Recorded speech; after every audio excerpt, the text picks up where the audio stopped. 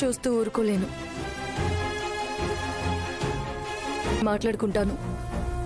నా ఇష్యూ నేను సెటిల్ చేసుకుంటాను. నిన్ను ఎలా? నాన్న అర్థం చేసుకోండి.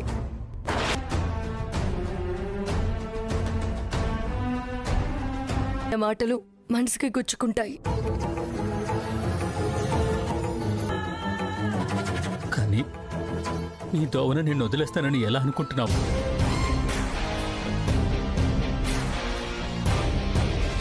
తెలుసు పెల్మిటి, వాళ్ళ లెక్క చదువు లేకున్నా ఏంది చెప్పేడిది?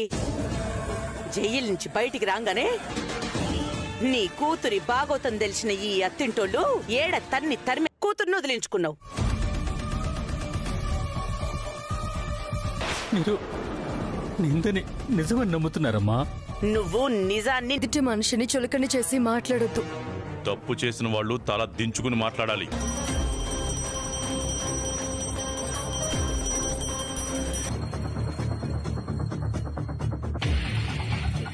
నా కూతురు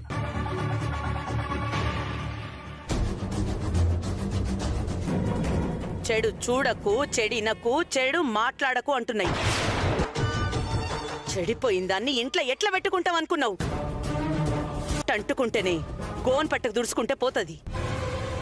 కానీ నీ కూతురి నోటికొచ్చినట్టు మాట్లాడడం పాపం అమ్మా. పాపం చేసింది.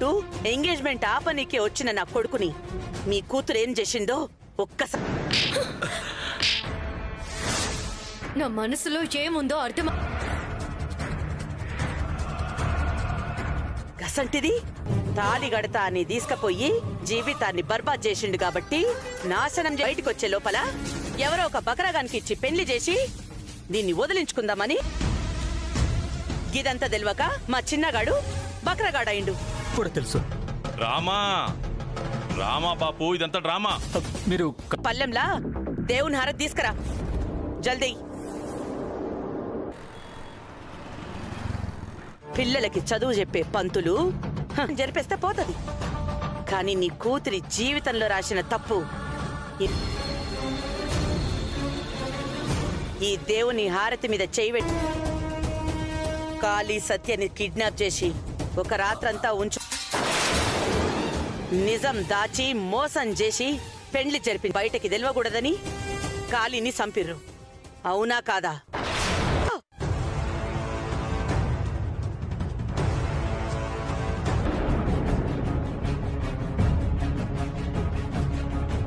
ప్రమాణం చేసి చెప్తున్నాను, నా కూతురు నిప్పు.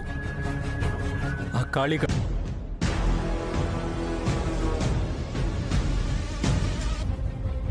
ఏం చేస్తే నమ్ముతారో చెప్పండి, అది చేస్తాను. పోనీ నా ప్రాణం ఎదురుతుంది బావగారు. అన్నీ తెలిసి అలా అడిగితే నేనేం చేస్తావు? అందరినీ నీ చుట్టూ తిప్పించుకుంటావు. మీరేం మాట్లాడుతున్నారు? మరి ఇప్పుడు ఎట్లా వచ్చినావు? ఎందుకు వచ్చినావు? ఆ లాయర్ వాదించంగానే నాన్న, మీకు అర్థమవుతుందా? ఇక్కడున్న ఎవరిని అలా అని వదిలేలేం కదమ్మా. మన ప్రయత్నం మన. ఒకే ఒక్కరు, అది క్రిష్. ఇప్పుడు చిన్నగాడు కూడా వచ్చి నిన్ను చీకొట్టాలా? రమ్మని పిలవాలనా?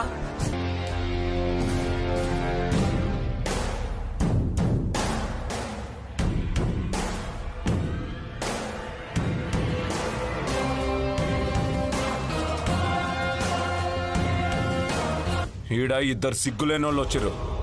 మర్యాదగా బయటికి పోమంటే పోతలేరు. మోసం చేసిన వాళ్ళని క్షమించడం మన వంశంలో.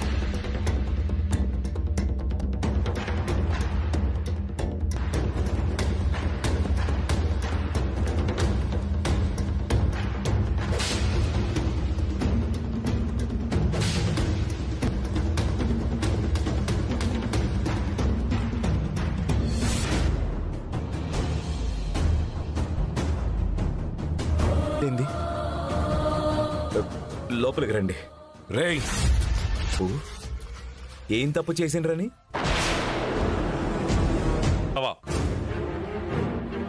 కాళీ దాన్ని ఎత్తుకపోయి ఒక రాత్రంతా ఉంచు, నిజం దాచి మోసం చేసి దాన్ని నీ కంటగట్టిరు. కాళీ కిడ్నాప్ చేసిన విషయం పెండ్లికి ముందే నాకు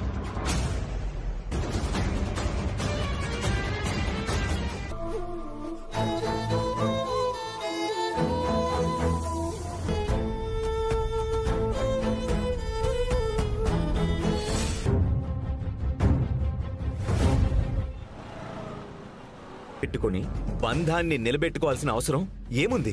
రై పెళ్లికి ముందే సత్య నాకు చెప్పింది. గదే నిజమైతే నువ్వు మాకెందుకు చెప్పు?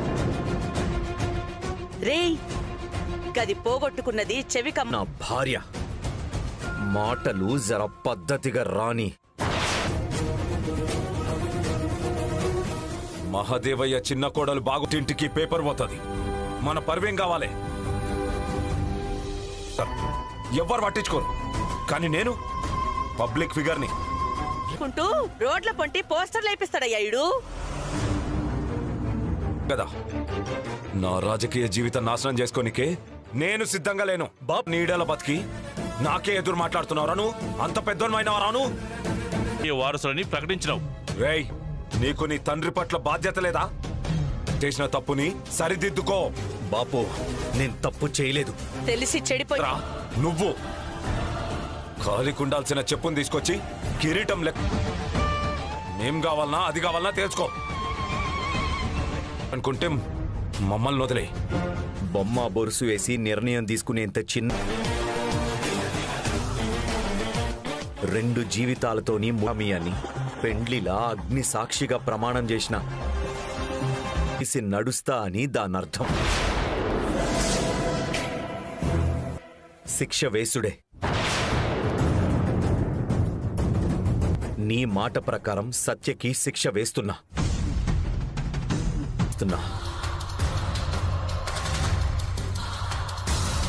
ఇద్దరం కలిసే బయటికి పోతున్నాం.